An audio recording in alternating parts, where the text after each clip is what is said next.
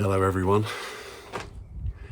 listening. Hello Sutton, Vineyard, and anybody else in the world listening to this video version of this reflection. I want to begin with a quote from C.S. Lewis. C.S. Lewis wrote this in his book A Grief Observed, going through the process of reflecting on after his wife died and what loss he went through.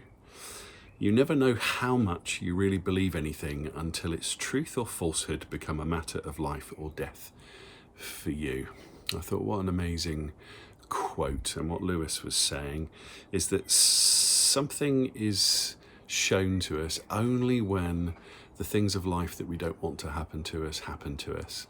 And then the things that we say we believe are revealed to be true or false. Or in other words, what we really believe is brought to the surface.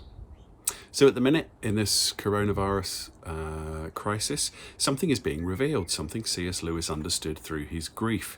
In the face of loss and suffering, unbuffered by the busyness and comforts of life, we find what our confidence and faith has really been in. The reality of our beliefs are being revealed and tested, whether we want that or not. Now, there is a world of difference between a believer holding beliefs and beliefs that hold a believer. Let me explain that this way. We live in a world where we are believers. If you're in the Western world, and we get to pick and mix what we want when we want. But what happens in moments like this, we realise that that pick and mixing of beliefs is actually not very good for us, that there is a better way to live in which beliefs have hold of us. Beliefs and things that are true are able to sustain us and form us. So let me unpack that a little with you.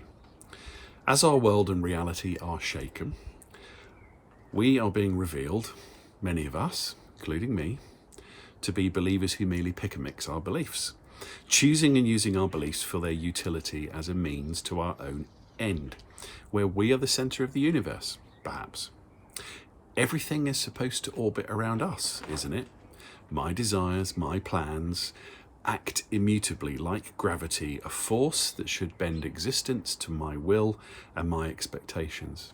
So it's a shock, isn't it, when reality doesn't conform to our self-creating. This shouldn't be happening to me. I didn't plan for this year, ever, now. I never intended this. That which is happening to me now should not be taking place. Now, we can fight reality all we want and hope things go back to normal. We can want the buffer again of busyness and circumstances that we control. Maybe we long for those days. Or perhaps we can take this moment to surrender to a deeper reality that's being revealed to us. We were never in control in the first place.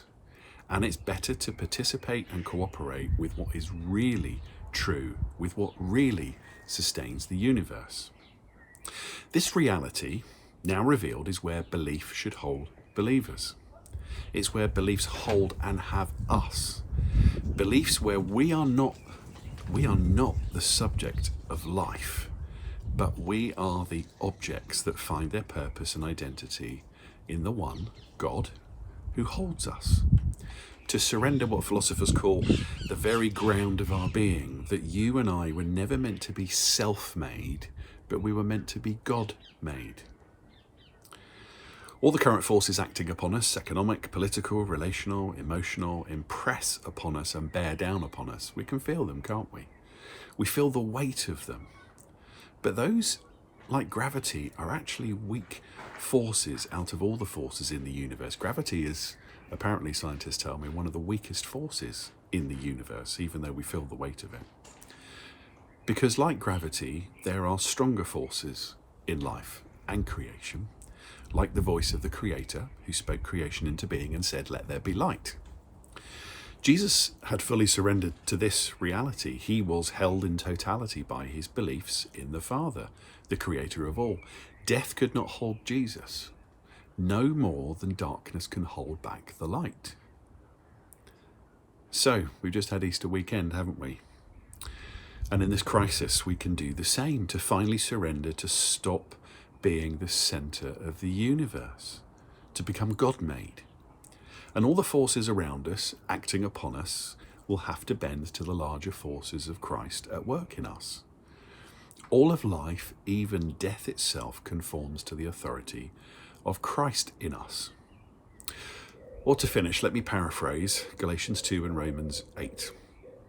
I no longer live, but Christ, the Lord of creation, lives in me. The life I now live is no longer centered around me. I have been decentered and recentered. Everything that is me, my hopes, my dreams, my aspirations, all that happens to me in this body is now lived by faith and surrender to Him. To Him, the one who loved me, Jesus. I am no longer self-made, but I am God-made. For He loved me so much that He entered into my life and all of creation.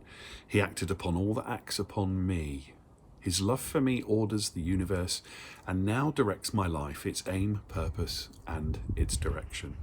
Nothing, not even death itself, can separate me from this reality.